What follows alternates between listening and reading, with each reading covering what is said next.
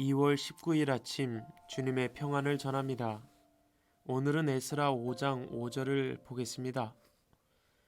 그러나 하나님이 유다의 원로들을 돌보아 주셨으므로 아무도 그 일을 막을 수 없었다. 페르시아 관리들은 이 일을 다리우스 왕에게 알리고 회답을 기다리는 수밖에 없었다. 아멘.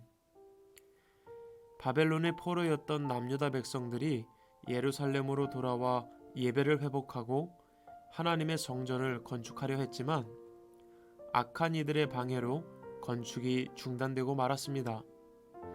그러나 유일하신 하나님만 섬기는 하나님의 백성으로서의 정체성을 확고히 하는 계기가 되었지요.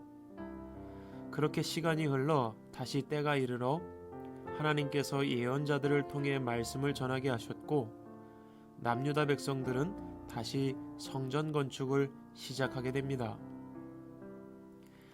유프라테스강 서쪽 지방을 다스리는 다뜨네 총독이 그 모습을 보게 되었고 누구의 허락을 받고 성전을 짓는지 물어봅니다. 또한 성전 재건을 돕는 사람들의 이름을 밝히라고 요구했습니다. 건축을 중단시키려는 의도가 컸습니다. 하지만 하나님께서 남유다 원로들을 돌보아 주셔서 아무도 성전 건축을 막을 수 없었습니다. 하나님께서 돌보아 주셨다는 표현을 썼지만 조금 더 상황에 맞게 해석해 보면 남유다 원로들에게 할 말을 주셔서 공사가 지체되지 않게 하신 것입니다.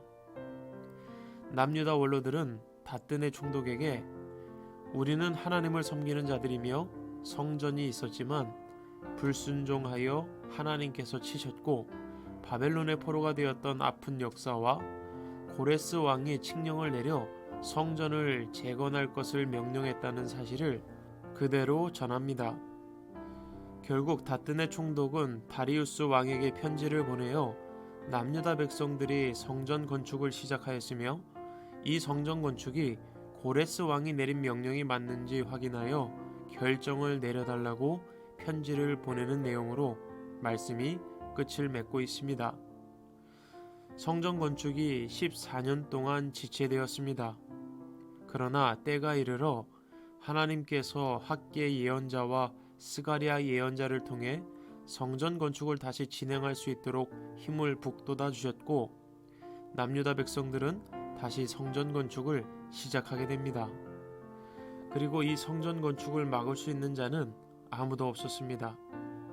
이전까지는 나쁜 대적자들이 관리들에게 뇌물을 주어 성전 건축을 중단시키고 거짓말로 왕의 마음을 불안하게 하는 등 인간이 쓸 수 있는 모든 권모술수를 동원하였지만 전능하신 하나님 앞에서 그 모든 것은 한 줌에 제도되지 못했던 것입니다.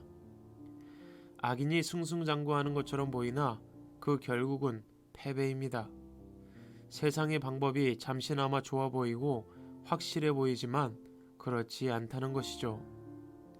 사람을 의지하려 하고 내가 가진 돈을 의지하려 하고 내가 가진 권력을 사용해 문제를 해결하려 한다면 그것은 세상의 방법일 것입니다.